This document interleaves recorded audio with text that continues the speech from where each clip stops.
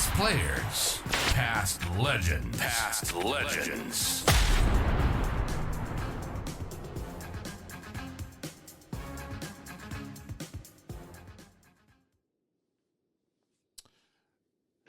Tonight, we greatly appreciate we've got the cult figure of the Adelaide Football Club in Wayne Weidemann aboard. The Weed, 19 games for West Torrens, 57 for Woodville West Torrens, 68 games for Adelaide, 26 goals between 91 and 96. And then coaching-wise, since he's made Liz Taylor pale into significance on the marriage stakes, Weeds, that many clubs. We're going to have a bit of fun there. Welcome aboard, Weed. Thanks very much for having me, boys. Thanks for joining us, mate. We take a bit of a deep dive into each of our guests and where they all started. And, mate, Fish Creek seems to come up quite a bit there. And the under-8s, you're probably a little terror back then. Did you have the mullet then too, Weed? No, not quite there. Mum wouldn't let me have that.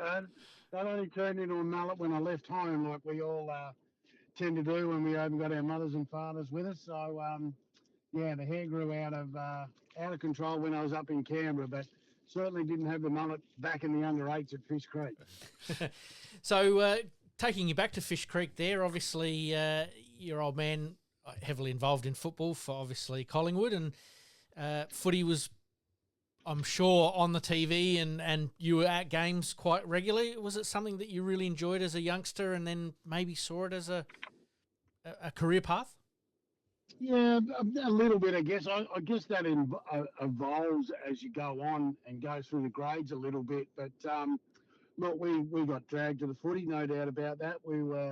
Dad was still playing and coaching at Fish Creek, so he was my coach pretty much through all my juniors before I got into senior footy. But no, I used to go and watch Dad play and used to run the boundary for the A grade or the B grade, and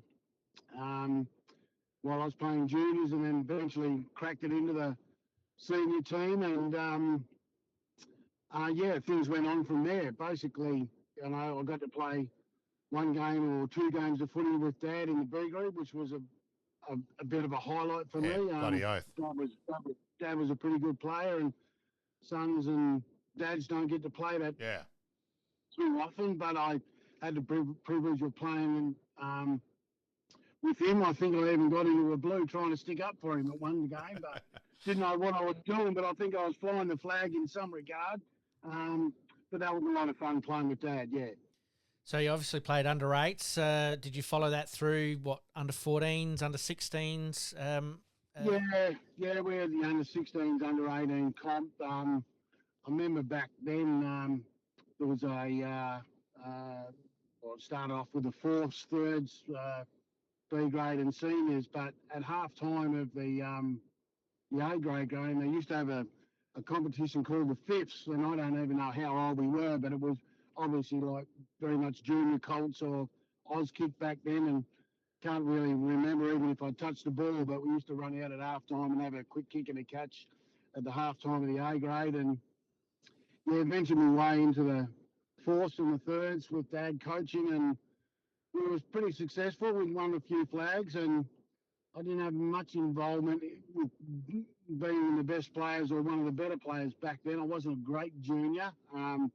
My footy started to develop more as I got into senior footy, and I was pretty much taught by a bloke called Tony Waters, who spent some time at Hawthorn, and we managed to get him down to Fish Creek as a coach, and that's where he really took an interest in my footy and helped me improve a couple of parts of my game, and was eventually selected to play in the seniors. And I think I only played a couple of reserves games ever at Fish Creek. Most of my time was at in the A grade, and lucky enough to win a league best and fairest and a couple of club best and fairest. And yeah, things got noticed from there.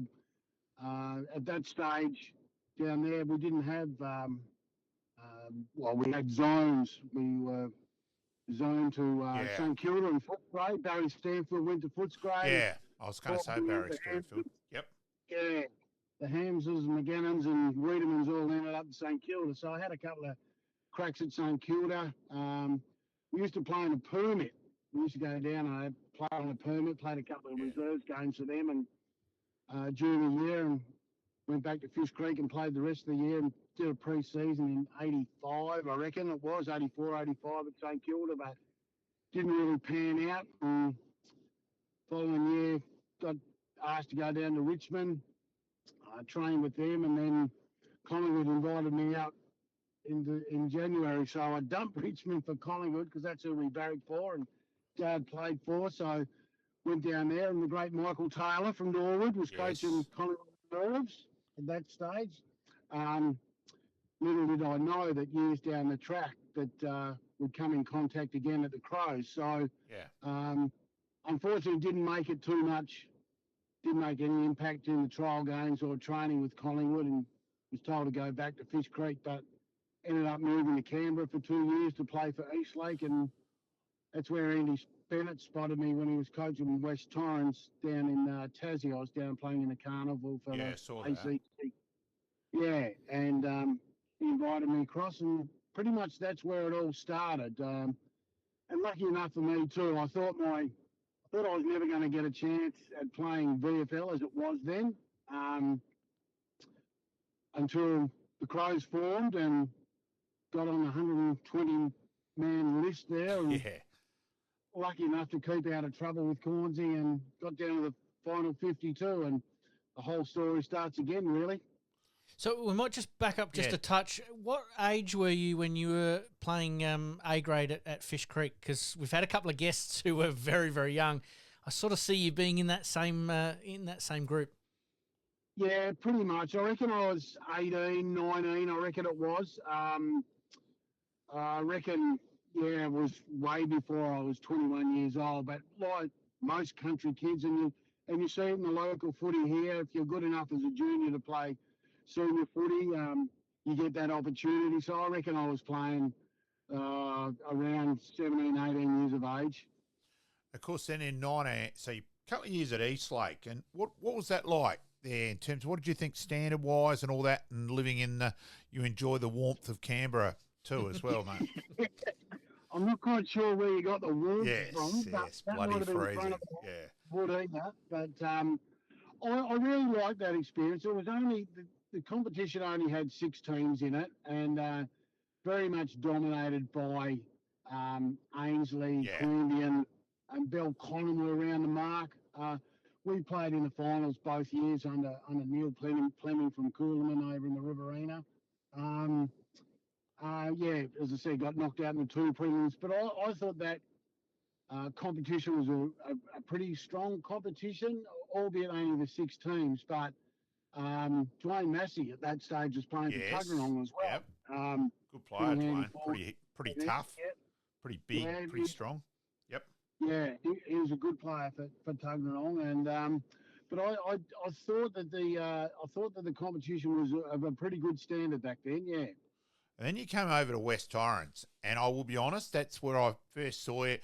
It was a trial game against Nord at the home of football at the parade, and you stood Jars because it was Jars that just arrived at Nord as well, and so I went to have a look at Jarman, and all of a sudden you notice things far more when you're watching the person as a player for your club, and notice, geez, how quick his hands were inside and that side of things.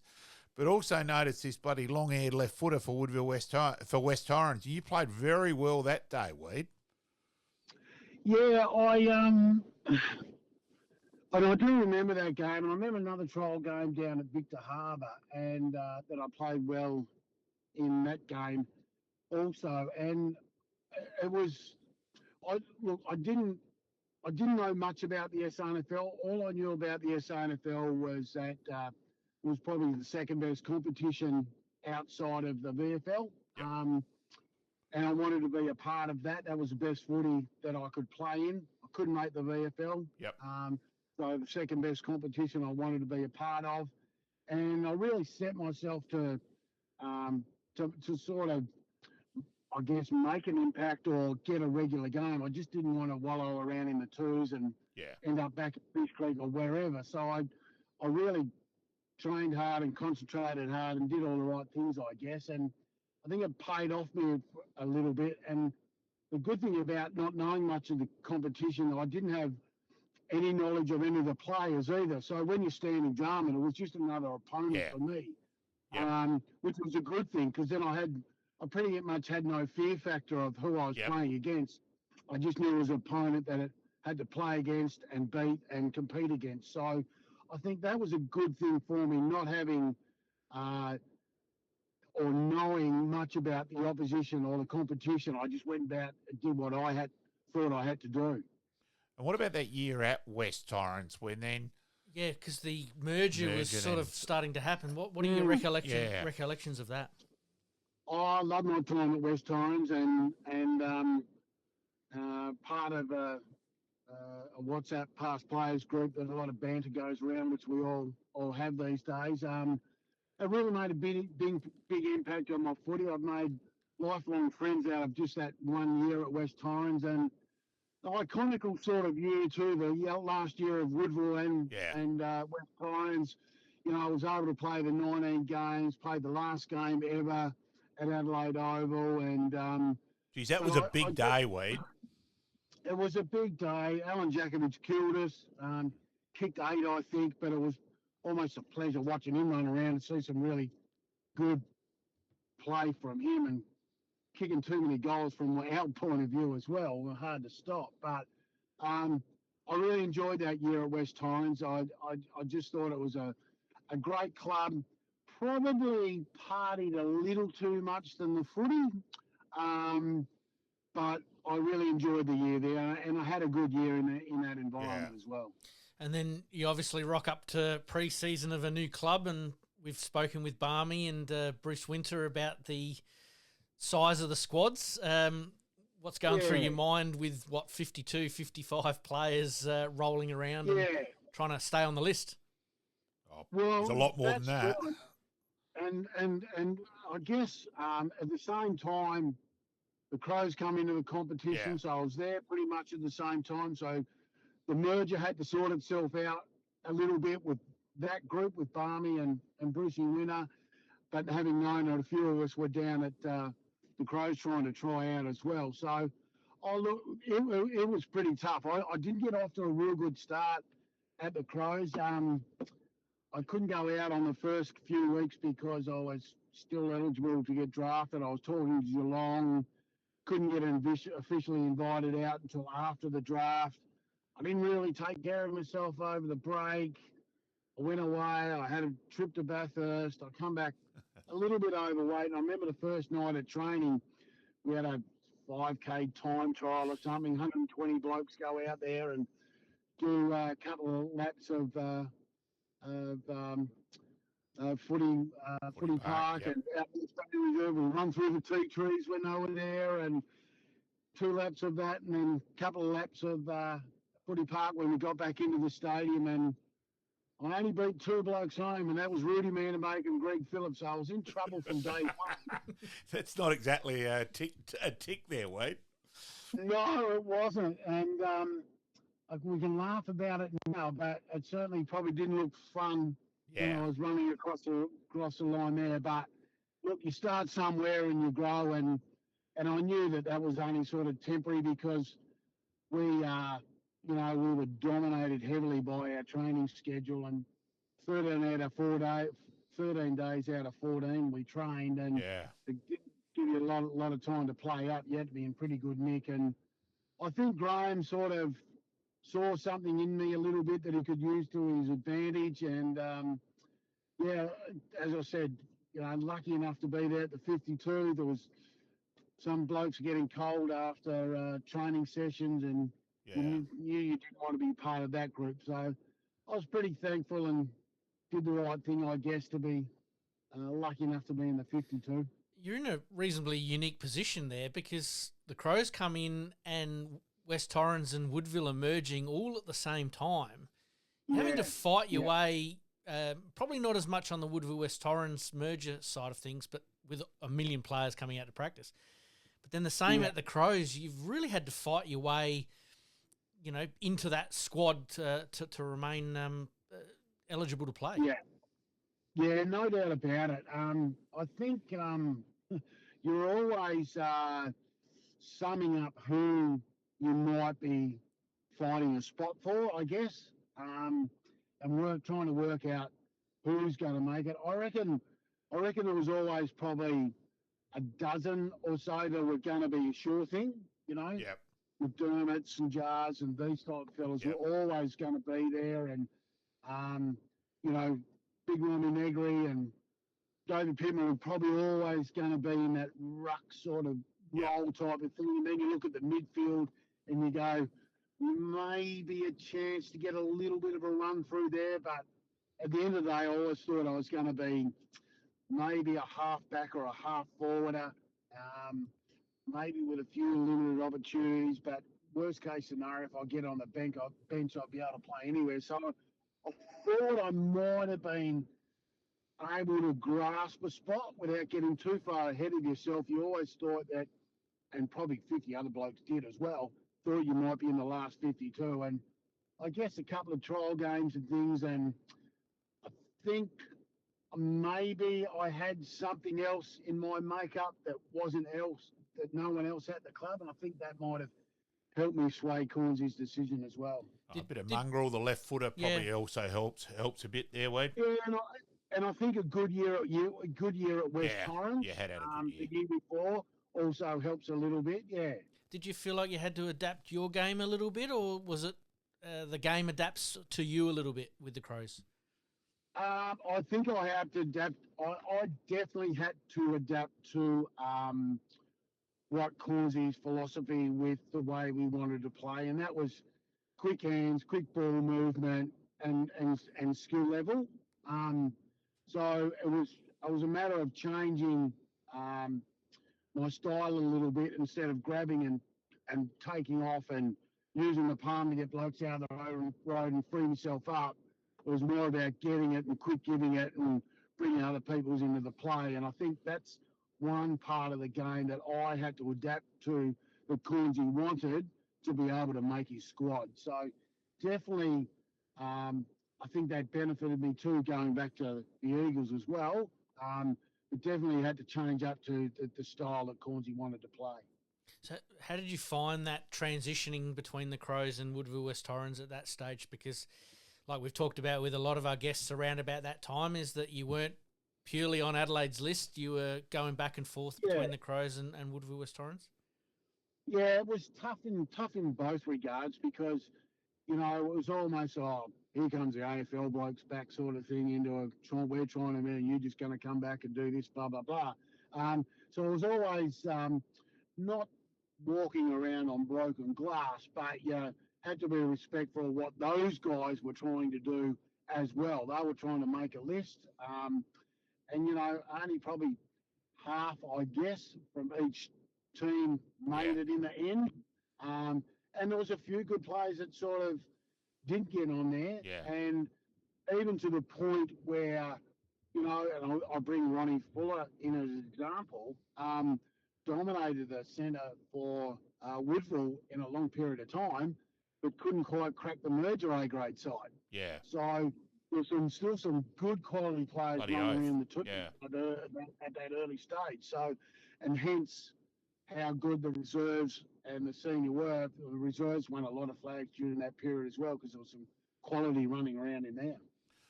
At least playing under Barmy probably adjusted that side of things and went with a flow a bit more than, say, Craigie did at Nord. Wasn't Craigie's strength. He admits that. Enjoyed playing under Barmy, mate? Yeah, it did. A lot of the times we train at the Crows and we'd only go back to the Eagles for the last session sort of thing, last training session. So it was always a little bit tough going back, training and playing. But I guess most people would pretty much knew that you were probably more than likely going to get a game of footy in front of them. So, like I said, we had to go back. There was a few of us who would go back and keep in mind we had to be respectful to the blokes that were trying their guts out to get a game of footy. But Barmy was really good. He just, no pressure. You come back, you train, you play, you move on. And he would, pretty much knew we were fit, knew we had our knew we had done our training. All you had to do was mixed in and play within the group, adapt to the group and the players around you, even though you had a light Thursday night session with him and then game day. But he was really good to make you feel warm, welcome, relaxed, and go and play a part of a team. And that's Barmy's strength, which we've seen time and time again. I think so, 100% for sure, and I think, there's other coaches that made it harder for other blokes, but Barney pretty much left it for you open, whatever you wanted to do, he just open arms, come back in, because I think he knew we were going to benefit his team by coming back and, just let us go and play footy. And Weed, I'm sure you all of Pete, myself, you and all our listeners out there, wishing Barmy all the best. He's going through some pretty serious health battles at the moment, and I've left a message for him today. I'll speak to him the next couple of days at some stage, but just wishing Barmy all the best, big time. So 100%, 100%. So you're trying to mix back in with Woodville West Torrens, trying to get yourself a game at the Crows. You get your debut for the Crows, and obviously played okay to get a few more games there. But when did you sort of realise that you might be a bit of a cult figure at the Crows? Yeah, well, that sort of thing evolves as time goes on, I guess. Played my first game against Hawthorn out at Waverley, and I think we had 6 rounds to go and played. I broke my hand. I missed 3 weeks, and then trained. And I vividly remember training on the last session and had a shower, packed my gear up, was walking out the door, and Cornsey said, "Oh, where are you going?" I said, "I don't know, mate. I'm just finished up, just going home." He said, "Oh, you better hang around for the team meeting." I said, "Oh, okay. Do I need to be there for that?" He said, "Well, you're playing." I got, "Oh, okay." Wow. Bit different way to be told. Yeah, well, look, I didn't expect to be in because I was just coming back from a broken hand. I still had stitches in my hand. I was wearing a guard so I could train and all that sort of thing. And, that was how Cornsey told me. It was a bit of a shock for me because I didn't expect to be playing because I missed 3 weeks of footy and played on the 4th. But that was a really positive thing that Cornsey did for me then. I knew he had my back then and backed me in and played the last 2 games for the Crows that year. And then, 94, 95 were my 2 sort of best years. And I guess when you get in front of your home crowd, they start to latch on a little bit, when you play 7 or 8 games in a row, the crowd sort of get to see you a bit more and latch on a little bit more. And I think I related to a lot of the supporters as well. Had a bad haircut, played a little bit rugged, liked hurting a few blokes, tackled strongly. And I think a lot of the Crow supporters like seeing that. Don't know how the chant started, but it's something that grew. Bruce Lindsay reckons I pinched it off him. He used to get at West Torrens. He holds that against me.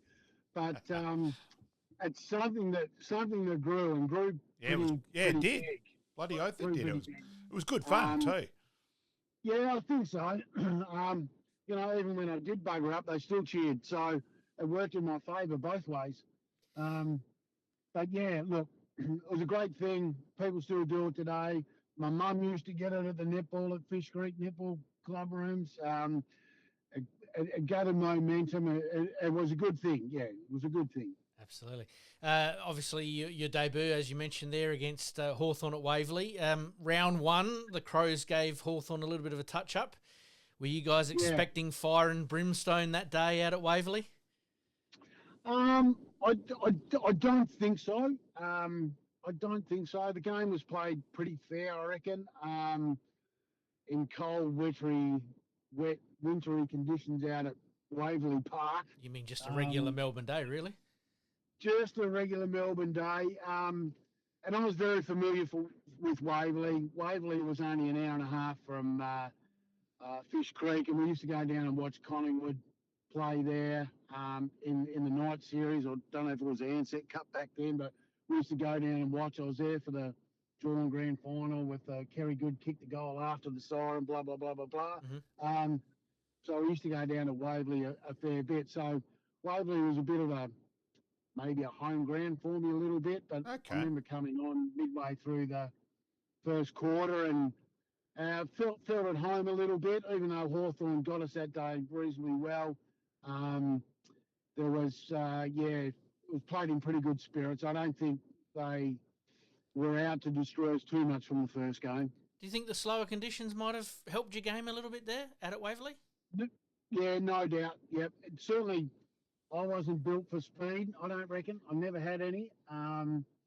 Hopefully, I used my nous a little bit and able to break a tackle or two or fend off and get myself into clean air and get a kick away or a handball away. So I certainly think I could be a little bit stronger in the heavier conditions. Righto, we've got to go to the 93 final series. Like the win against Hawthorn. I didn't think you'd bring that up. Yeah, Well, we sort of tossed have and to. turned, but Sort we of have to. Yeah. The game against Hawthorn was fantastic. The frustration against Carlton where Task had about 4 pings and got marked on the goal line. Then Cornsey blamed him afterwards for us losing. Sean has always taken that really well, Pig's ass. And then, of course, the next week where the first half against Aston, I still say is the best I've ever seen best I've actually seen the Crows play, and it was probably nearly on a thing with Melbourne in the grand final. Their half, it was that good. Yeah. And of course, then the miss by Jars, etc. And yeah, certainly that day had a bit of everything, and the bitterly disappointing result in the end, mate. Yeah, 100%. 100%. I still think if we had made it, we could have won the flag and probably woulda, coulda, shoulda, but we didn't. And many people talk about that game, what happened at halftime, this, that, and the other, and I once again, and you talk about vividly remember things. I had a little knock to the arm, and I was just sitting in the players' meeting room or the coach's room with the ice pack on my arm, just giving that a bit of a spell. And the mood in there was really good. We certainly weren't ahead of ourselves. We knew we were in a good position. We knew we still had a job to do. No one was getting carried away. There was no fanfare. It was pretty much down to business even at half time. And then after that, those couple of misses, Reddy missed one, and Rennie missed his just before half time, just before half time. That one nearly made it 50 points. And I just don't think that we handled that pressure or that finals pressure. I think we went back into our shells a little bit because first half we're playing beautiful, free-flowing type of footy that we wanted to do and had been doing all year. And then we just sort of almost shut up shop a little bit and probably started playing more reactive than proactive. I will say I've only watched the game again once, and I forced myself to do it because I thought the umpiring was terrible at the ground. And watching it again, and from an umpire's perspective, you've lost by that stage, so you're getting rid of a lot of the emotion. But geez, you did not have any. Let's just say the Victorian team got the benefit big time after half time. The home ground advantage. Oh, yeah, back there. Yeah. Look, it was, it's funny. We talk about, 6-goal lead or an 8-goal lead or whatever, and think you'd never peg that back at some stage. But as footy goes on, we even see it now. A huge lead is almost hard to defend because the opposition have a real crack at it. We see Collingwood do it nowadays pretty well. Other teams do it pretty well. But we certainly didn't cope with it being in front that day. And they were charging, and Sheedy up to his master classes again at three-quarter time, getting the boys up. And, another West Torrens bloke hurt us too. Yes, just a tad, yes. So, he hurt us big time. And, I think momentum's hard to stop. And when they got it, we were never going to wrestle it back off. Yeah, there was Michael Long, he was brilliant now. like, let's be honest, Yeah. there wasn't too many people that pants jars playing in the middle, and he was unreal that day. And Buick was brilliant up forward as well. Yeah. Couple of seasoned veterans have got him over the line where we didn't quite have that in our armoury, particularly in finals. Yeah. Do you feel like the coaching moves may have helped or hindered that a little bit? Oh no! Well, I do say it's Cornsy's fault because me and Scotty Hodges started on the bench after half time, so I put it down to that. We went on the park, but I think that I don't think there's still 18 blokes out on the field that couldn't react, and we've had some pretty good players out there as well. I just don't think we cope with it. Yeah. I do think Cornsy's treatment of Scott that day was bizarre because they were panicking about him. We had Modra, obviously, but Essendon were panicking about Hodges as well. And, I just couldn't work that out. And to this day, still can't work that one out. But anyway. Yeah, look, I guess a two-pronged attack is better than a one-pronged attack. Yeah. And I think, if there was one move looking back on it, probably Scotty should have played a bit more in the second half. Righto, this is one thing you mightn't be aware of. So, I'm sure you might remember the banners. So, the Corns for Columbia, the free OJ jail Corns. Loretta Bobbitt says, give Corns the chop. Actually, there's another story with that because Limo, we had a contest at Adelaide Uni Footy Club because that stems from Uni Footy Club. And as you know, having played against and been involved against Uni, the sense of humour is a tad different. And we had a contest at Hold Your Bowlies one night, and that was Limo's, was the Loretta Bobbitt one. And anyway, out of that, at that stage under Cornsey, as we know, it was pretty regimented. And you and Anthony Ingerson were on the bench about 3 or 4 weeks in a row. And you were the two of you were jogging. And I'm not sure if it was whether Ingo picked up first or you started to look for the banners and you saw the free OJ jail Corns and the two of you just pissed yourselves. And you were both trying to run off the ground, not look at the other one because it was just making you laugh more. So, yes. So to Gordo out there and the late Pete Russo, we had a lot of fun with those banners. And that was also under that. SAFM used to have a contest for the best banner. We took it up, and the guy at SAFM goes, boys, that's brilliant. Yep. And you're obviously the best banner, but you can't win with that. So, so we had some fun with those, Wade. Well, there's been some good banners over the history, and I remember one that regarded myself with Mercantile Health Insurance or something. Right. And they had it at Footy Park on the southern grandstand. It was upside down. And it said, hey, you the bloke standing lead, I hope you got your insurance. So that's right. Yeah, I do remember that now. Yeah. Purposely had it upside down so the bloke lying on the ground could read it. Yeah. Oh, no way. Liking this podcast? Please like, rate, and subscribe.